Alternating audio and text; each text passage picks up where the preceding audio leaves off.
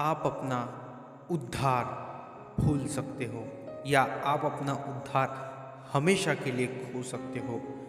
आप क्या कंफर्म हो इस बात के लिए कि आपका उद्धार हमेशा के लिए जो यीशु मसीह ने आपको दिया है, जो एक बहुत खूबसूरत गिफ्ट है जिसे हम कहते हैं उद्धार, वो खूबसूरत गिफ्ट, क्या आप कंफर्म हो कि वो खूबसूरत गिफ्ट आपके पास अभी तक है और आप जब इस पृथ्वी से रुखसत होंगे तब आप परमेश्वर के राज्य में प्रवेश करोगे या नहीं। तो मैं इस बातों को आपको इसलिए बता रहा हूँ क्योंकि कुछ बातें मैं आपके सामने रखना चाह रहा हूँ, कुछ बातें पवित्र आत्मा के मार्गदर्शन के आपके बीच में रखना चाहता हूँ और इस वीडियो को एंड तक देखिएगा। जो भी बातें होगी पवित्र आत्मा आपसे बात करेगा।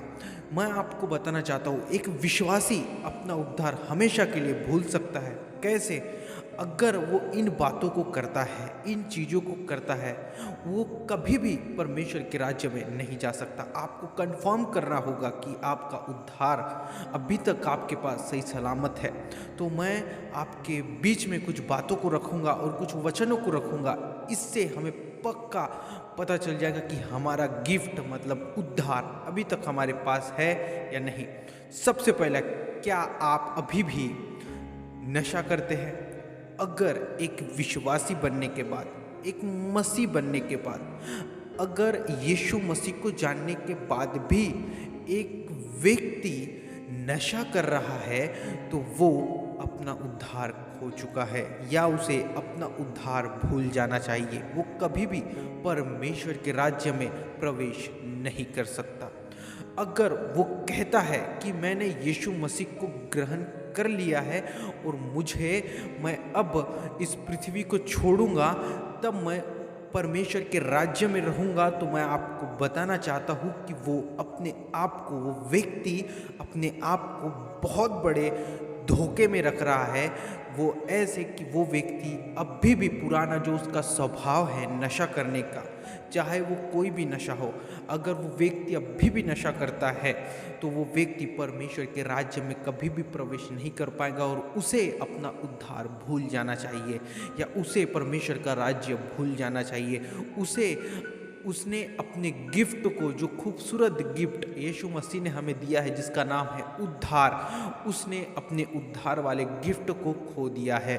कुछ बातें और, क्या आप अभी भी गालियां देते हैं? मतलब एक मसीह बनने के बाद, एक विश्वासी बनने के बाद, यीशु को फॉलो करने के बाद एक व्यक्ति अगर पुराने स्वभाव को अभी तक पकड़ा हुआ है जिसे कहते हैं गालियां देना, अगर वो व्यक्ति अभी भी गालियां देता है तो वो अपना उद्धार भूल जाए, वो कभी भी परमेश्वर के राज्य में प्रवेश नहीं कर सकता। अगर वो कहता है कि ये मुझसे कभी कभी होता है या कभी कभी देने से कुछ नहीं होता है, तो मैं आपको बताना चाहता हूँ कि वो अपने आप को धोखे पे रखा है। आप बहुत बड़े धोखे में हो। गालियाँ दे के हम परमेश्वर के राज्य में प्रवेश नहीं कर सकते। हमने वो गिफ्ट को खो दिया है। यीशु मसीह ने जो हमें उद्धार दिया है, उस उद्धार को खो दिया है और हम परमेश्वर के राज्य में प्रवेश नहीं कर सकते। और बातें, क्या आप अभी भी झूठ बोलते हैं? मतलब एक मसीह बनने के बाद, एक विश्वासी बनने के बाद, यीशु को फॉलो करने के बाद, यीशु को जानने के बाद, सच को जानने के बाद, बाइबल पढ़ने के बाद, अगर एक व्यक्ति झूठ बोलता है, झूठ बोल के कामों को कराता है, चाहे वो छोटा झूठ हो, चाहे वो बड़ा झूठ हो, वो कोई भी झूठ हो, पाप ही होता है। अगर एक व्यक्ति झूठ बोलता है तो परमेश्वर के राज्य में ऐसे व्यक्ति कभी भी प्रवेश नहीं कर सकते। क्यों? क्योंकि परमेश्वर पवित्र है। हम इस बातों को जानते हैं। उसने अपना गिफ्ट खो दिया, मतलब उसने अपना उद्धार खो दिया। और वो अगर ये कहता है, कभी कभार चलता है या कभी कभार हो जाता है या कभी कभार ये बातें होती है या चलता है, तो मैं आपको बताना चाहता हूँ, आप अपने आप को धोखे में रख रहे हो कि आप परमेश्वर के राज्य में प्रवेश करोगे। क्या आप अभी भी गलत वीडियो देखते हो? जी हाँ, अगर आप अभी भी एक विश्वासी बनने के बाद, यीशु को जानने के बाद आप गलत वीडियो देखते हो, तो आप भूल जाइए कि आप एक उद्धार पाए हुए व्यक्ति हो और आप परमेश्वर के राज्य में प्रवेश करोगे। मैं आपको वचन भी बताऊंगा। और क्या आप अभी भी अपना पैसा ब्याज पर देते हो? मतलब एक व्यक्ति जो यीशु मसीह को जानता है और जो बाइबल पढ़ता है, जो चर्च जाता है, वो व्यक्ति अगर अपना पैसा ब्याज में लोगों को देता है तो बाइबल के खिलाफ है, परमेश्वर के खिलाफ है, परमेश्वर की नज़र में वो पाप है, परमेश्वर की नज़र में वो गलत है और उस व्यक्ति ने अपना उद्धार वाला जीवन खो दिया है या अपना उद्धार खो दिया है। वो कभी भी परमेश्वर के राज्य में प्रवेश नहीं कर सकता। क्या क्या क्या आपका स्वभाव झगड़ालू है? मतलब जैसा पुराना स्वभाव था, गाली देने वाला, झूठ बोलने वाला, पैसा ब्याज से देने वाला, गलत वीडियो देखने वाला, आपका स्वभाव अभी भी झगड़ालू है। कब? जब आप यीशु मसीह को जान लिए, यीशु मसीह को मान लिए, उद्धार पा लिए, क्या आपका स्वभाव अभी भी वैसा ही है, झगड़ालू? झगड़ा करने वाला स्वभाव अगर आपका है तो आपने अपना गिफ्ट खो दिया है। आप परमेश्वर के राज्य में कभी भी प्रवेश नहीं कर सकते। ये सब स्वभाव कौन से हैं? ये सब स्वभाव हमारे पुराने जीवन के हैं, जब हम यीशु मसीह को नहीं जानते थे। ये स्वभाव तब के हैं, लेकिन मैं आपको बताना चाहता हूँ, जब हम यीशु मसीह को जानते हैं, यीशु मसीह को मानते हैं, यीशु मसीह को पहचान लेते हैं, तब हमें एक नया स्वभाव बनाना पड़ता है। ये सब बातें छोड़नी पड़ती है। ये जितने भी स्वभाव, अगर किसी एक भी विश्वासी पे ये एक भी स्वभाव है तो उसने अपने पुराने वाले जीवन में से कुछ बातें अपने पास रखी हुई है, जिसे कहते हैं झगड़ा करना। अगर कोई व्यक्ति झगड़ालू है तो वो परमेश्वर के राज्य में प्रवेश नहीं कर सकता और उसने अपना गिफ्ट खो दिया है, मतलब उसने अपना उद्धार खो दिया है।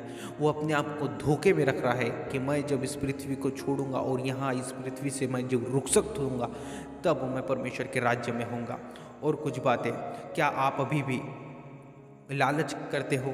क्या मतलब एक मसीह होने के बाद, एक विश्वासी होने के बाद, आपने यीशु मसीह को जानने के बाद लालच का जीवन जी रहे हो? क्या आप लालच का जीवन जी रहे हो?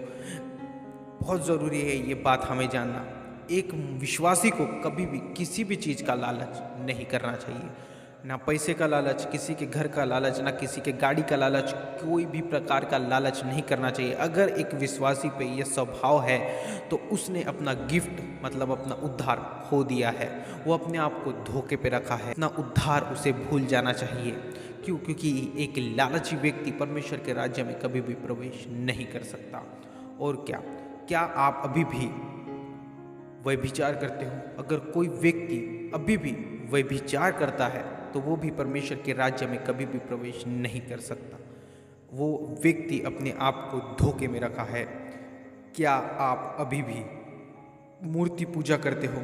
मतलब एक विश्वासी मसीह बनने के बाद, विश्वासी बनने के बाद, बाइबल को पढ़ने के बाद अगर एक विश्वासी मूर्ति पूजा करता है तो वो परमेश्वर के राज्य में कभी प्रवेश नहीं कर सकता। और मैं आपको ये भी बता दूं कि सबसे ज़्यादा परमेश्वर जिस चीज़ से नफरत करता है वो है मूर्ति पूजा। बहुत ज़्यादा नफरत जिस चीज़ से हमारा परमेश्वर करता है वो है मूर्ति पूजा। बिल्कुल आपने सही सुना, यही मूर्ति पूजा परमेश्वर के नज़र में बहुत बड़ा पाप है और बहुत बड़ा गुनाह भी इसे बोल सकते हैं। क्योंकि किसी वस्तु या किसी पत्थर, किसी पेड़, किसी भी पृथ्वी की किसी भी चीज़, किसी जानवर को परमेश्वर अपनी महिमा नहीं देता। इस बातों को याद रखिए। किसी भी चीज़ को परमेश्वर अपनी महिमा नहीं देता। वो यहाँ तक कि स्वर्गदूत क्यों ना हो, स्वर्गदूत तक परमेश्वर की महिमा नहीं लेते। आपको ये बात पता होगी। तो इस बातों को याद रखिए। एक विश्वासी, चाहे वो यीशु की मूर्ति हो या चाहे वो यीशु की फ़ोटो हो, उसके सामने सर झुकाना, क्रूस के सामने सर झुकाना, पैर पड़ना, ये सारी बातें परमेश्वर की नज़र में क्रोध दिलाने वाली बातें हैं। परमेश्वर को ये सब बातें परमेश्वर को क्रोध दिलाती है। परमेश्वर की नज़र में ये बातें ठीक नहीं है, परमेश्वर की नज़र में ये बातें गलत है। तो एक विश्वासी अगर अभी भी मूर्ति पूजा करता है तो परमेश्वर की नज़र में पाप है, गुनाह है, अपराध है और ये बहुत बड़ा पाप है जिसे परमेश्वर चिढ़ रखता है।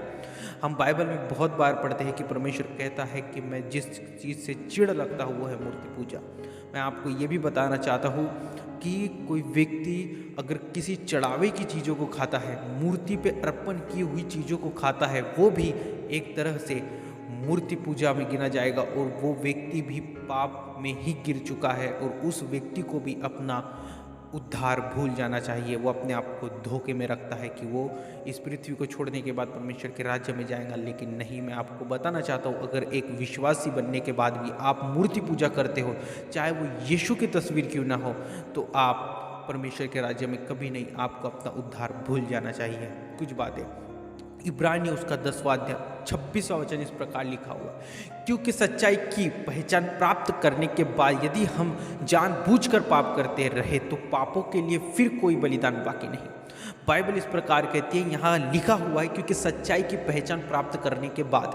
सच्चाई की पहचान किसे प्राप्त हो गई? जिसने यीशु को जान लिया। सच्चाई की पहचान किसे प्राप्त हो गई? जिसने बाइबल पढ़ लिया। सच्चाई की पहचान किसे प्राप्त हो गई? जो चर्च चले गया, जो यीशु के पीछे चल रहा है, उसे सच्चाई की पहचान प्राप्त हो गई है। अगर वो ही व्यक्ति जानबूझकर ये सारे कामों को करता है तो बाइबल कहती है कि उसके लिए फिर कोई बलिदान बाकी नहीं है, उसको कोई नहीं बचा सकता। इस बातों को याद रखें, कोई बलिदान बाकी नहीं।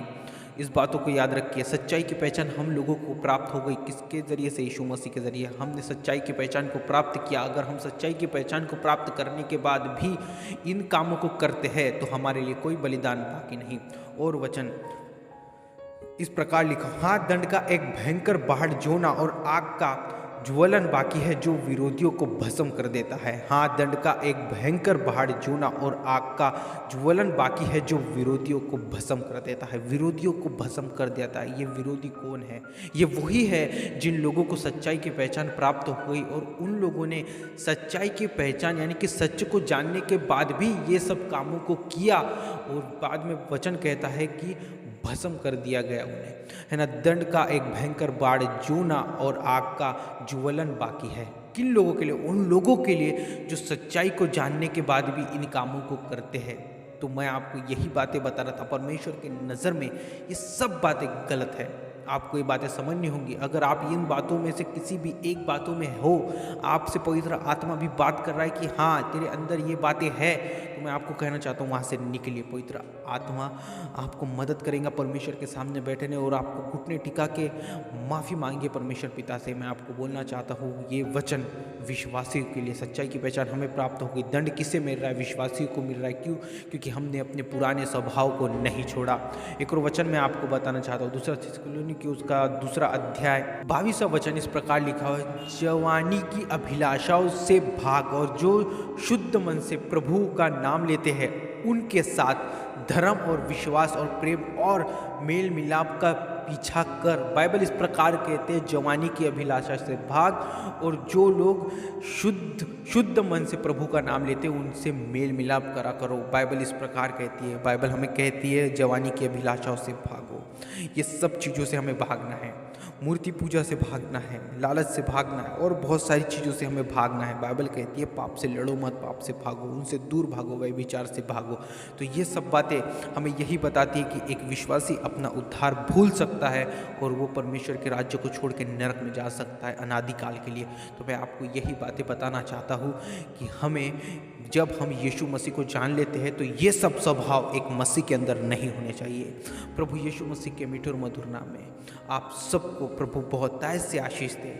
आप सबको प्रभु बहुतायत से आशीष दे। अगर आप किसी एक इसमें से पढ़े हैं या आपको इस वीडियो को देखते हुए ऐसा लगा कि हाँ मैं इस क्षेत्र में गिर रहा हूँ बार बार, परमेश्वर के सामने बैठिए, बाइबल पढ़िए, प्रार्थना करिए, है ना, निकलने की कोशिश करिए। जैसे कि वचन बोल रहा है आपको भागना है, आपको भागना है और शुद्ध लोगों के साथ जो परमेश्वर का यानी कि मेल मिलाप, मतलब जो लोग प्रभु का नाम लेते हैं, संगति में रहिए, परमेश्वर के साथ संगति में रहिए।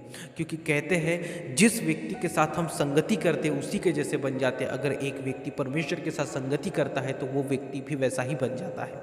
आप परमेश्वर के साथ संगति करिए, आपका पुराना स्वभाव आप छोड़ दोगे।